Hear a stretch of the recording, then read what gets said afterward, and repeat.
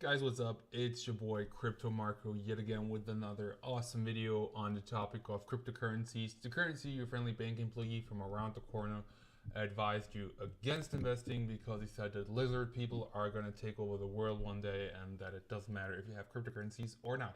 So in this video, we're talking about ICOs. What kind of ICOs should you invest in? Because as you know, there is a shit ton of ICOs going on right now because of the big hype around cryptocurrencies, and it's kind of hard to see through the jungle which ICOs are worth investing and which you should stay away from. And I hope that I can provide some knowledge for you with this video. I hope you find it helpful. If it does resonate with you, if it does help you, make sure to leave a comment down below or maybe like the video. I would greatly appreciate that. So if you type in cryptocurrency ICO, you're going to find this page, coin schedule.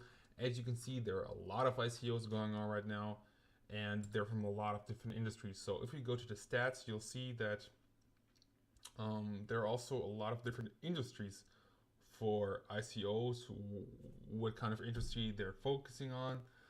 Right now, infrastructure is the biggest one, and that's kind of surprising to me.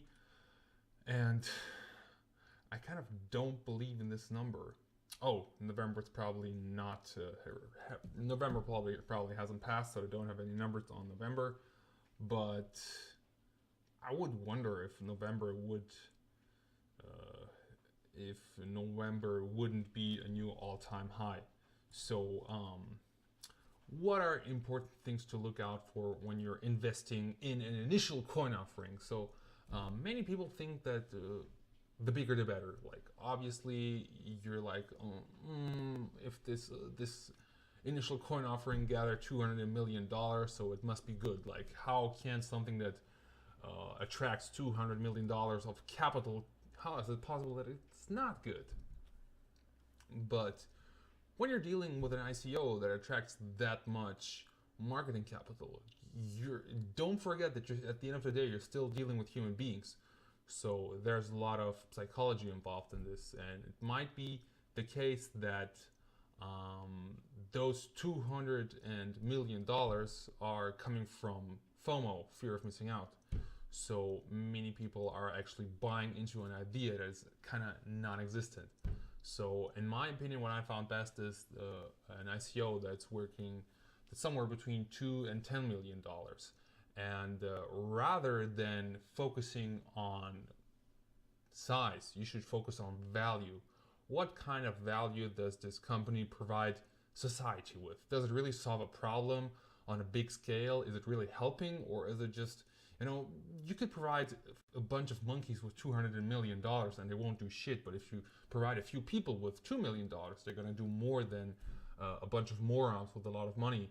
So a big danger of those heavyweight ICOs is also that they're so-called whale investors or bulk investors, and they're kind of behind the counter getting big discounts on big investments. So they invest somewhere between $1 to $5 million, and they're going to see a discount of 60% from the company that is providing the ICO, which they probably won't tell you.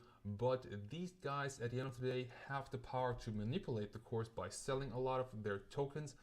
Plus, it's hard for them to make a loss, because even if, say, they get a 60% discount and the price of the token drops by 30%, they still make 30% win. So bigger does not always have to mean better when dealing with an ICO. So this is rule number one, and I've written down some more. One other thing you have to look out for is a company that is really engaging with their community, that is like answering the questions, being there, presenting themselves, because a company that's providing value is going to do that by communicating through the outside. So they're not going to be afraid to show themselves. They're going to be really out there talking to the people and conveying the value to every single person out there. Obviously, if you have something that is great for people, you're gonna go towards them, communicate with them without fear. And a company where you can't see anybody of the team members, you can't see the CEO, they're playing hide and seek, definitely a red flag, and stay away from that. Also, is the company disruptive? Is it really using blockchain? Because if it's not using blockchain, then obviously you're probably dealing with a company that is kind of doesn't have anything to do with cryptocurrencies and blockchain. So it's just a regular company, which is fine in itself, but not what we're looking for. And is it like really disruptive in a way of solving something in a new way and bringing new value to society? As I said earlier, it's not only about volume, it's also about what does a certain company solve. Like recently I've heard of a company, it's called Blockchain, and they're trying to eliminate the middleman when booking flights or hotels, for example. So your holidays might be 20 to 30% only fees for the middleman, and if you eliminate that, you get happier customers, happier hotels, and of course Airbnb and Booking.com are going to be pissed, but a real problem is going to be solved, and the company will grow and grow and grow as people continue using that model. So either way, Booking.com or Airbnb adapt, or they get thrown under the bus. It's that easy. Also, make sure that unsold tokens are being destroyed after the ICO, because if a lot of tokens afterwards stay, if more tokens get, it's important that the supply token will be in balance with the demand. So a disbalance in the demand can create quite fragile price, a lot of volatility that it is hard to deal with, it's hard to predict. And also, if they offer more tokens in the future, you're going to have a hard time with the oversupply. So by eliminating the offering of future tokens, you're eliminating the danger of oversupply, which is going to cause the price to drop. And of course, if you're investing in a company, you don't want the price to drop. Also, definitely analyze the team. Make sure that the people who are on board with this company are experienced, have had success in recent projects. What's always a good sign is if they have their LinkedIn profile, their Twitter profile, they have been involved in numerous successful companies, and they had maybe their own companies. What kind of university background do they have? Of course, this is not the only predictor. Somebody who, I don't know, dropped out of college might be a great genius when it comes to cryptocurrencies, but it's definitely something to analyze beforehand before you invest, because obviously when you're investing in an ICO, you're investing your hard-earned money. You want to take out as much randomness as possible and get a return on your money. And then the last point is obviously dark periods. You should get a feeling for the service even before the ICO. So if 1 year after the ICO, the service isn't even in an alpha version, that's kind of a red flag. So if the team behind the ICO really provides some value, then the ICO is going to show the value to you in an early stage. So if the company is kind of always saying, oh, next week, and rescheduling everything, then it's definitely a red flag. And, compared with a Kickstarter campaign like Star Citizen, if you're a video gamer, Star Citizen is this amazing game that no big company wanted to publish, but then he went on Kickstarter and got millions of dollars by people from all over the world. And he probably only succeeded because he showed beforehand what a big project Star Citizen would become.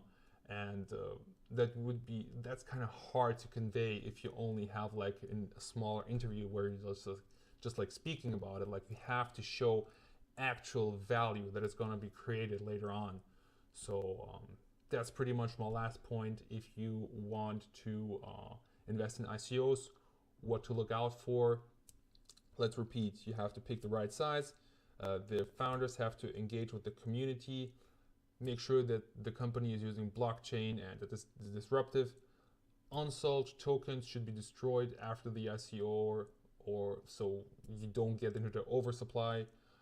Dark periods, make sure there are no dark periods. Make sure that the company is actually providing you with real value beforehand. And analyze the goddamn team. Look at what people are behind that, and make sure to trust your gut feeling here and there. So it's not everything only like, you know, hard numbers and objective stuff. Sometimes it's also your gut feeling.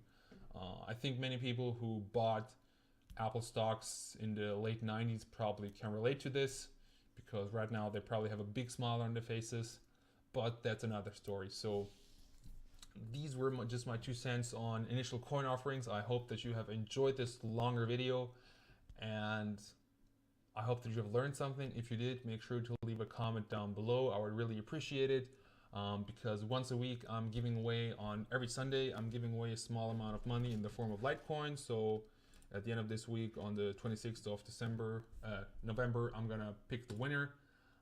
Also, if you enjoy content like this, make sure to subscribe, because I'm uploading quite a few videos right now. And while I did talk on ICOs for 11 minutes, my main income right now is BitConnect. If you are interested in BitConnect, make sure to check out the videos on BitConnect. And thank you very much for sticking with me all this time. I know it was long and tedious, but I hope that you have learned something from this video. And yeah, I hope you have a lot of fun. Make sure to stay healthy. Make sure to make smart decisions when investing and in your life in general. And thank you very much for watching. So see you next time. Bye bye.